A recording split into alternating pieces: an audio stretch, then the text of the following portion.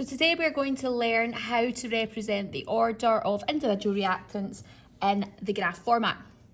So we can see from the table of data that's given, A plus B plus C goes to produce our product D. And I want to use the experimental data to work out the overall order of reactant A. So I'm using experiment 1 and experiment 2. To get the concentration doubling, I would take 2.0 divided by 1.0 from the table, and that said that was doubling the concentration. To get this value for rates, which you can see in previous videos, I would do 40 divided by 20.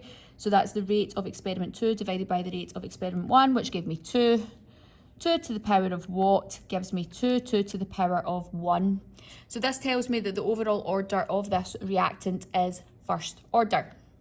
So if I want to plot that in a graph, let's imagine, remember the factor I'm in control of is on the x-axis. This is the concentration, which is represented by blue, and I have here the rate, which is represented by pink.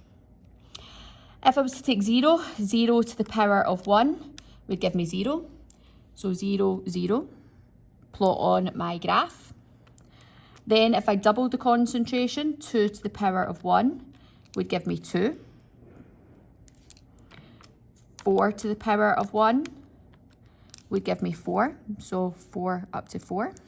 If I use 6 to the power of 1 would give me 6. 8 to the power of 1 would give me 8. 10 to the power of 1 would give me 10, and so on. What we would produce here, if I continued that using my calculator to double check my working, is you would see that I would have a straight line going through the axis, and this here is the graph representation of first order. So if we wanted to do 2 to the power of what gives 1, it's 2 to the power of 0, which means the graph we're going to represent here is 0 order.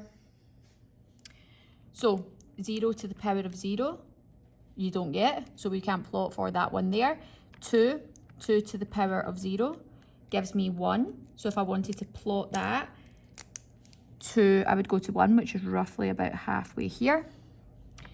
4 to the power of 0 gives me 1. 6 to the power of 0 gives me 1. 8 to the power of 0 gives me 1. 10 to the power of 0 gives me 1, and so forth. No matter what I do to the concentration, it always stays as 1, because anything to the power of 0 will always come out as 1.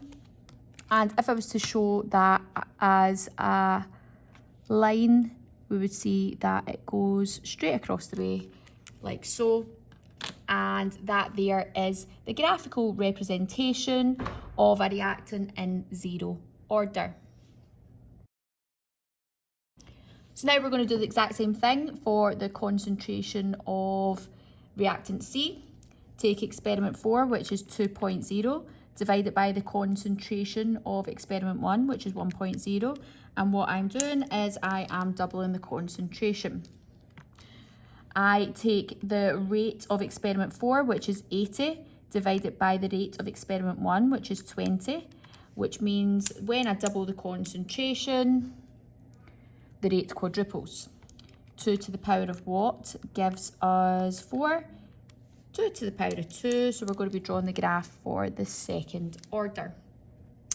Again, remember the only factor that we can do to the power is the concentration. That's the factor we're in control of, so it is on the x-axis. 0 squared would come in at 0. So if I was to plot that on the graph, I'd pop it here. If I was to double the concentration, 2 squared would give me 4. So I go 2 and then up to 4 here. 4 squared gives me 16. And if I was to do 6 squared would give me 36, but at the moment I don't have that on my graph. So what we can see is the line becomes exponential. and goes up like so. And this is the graphical representation of second order.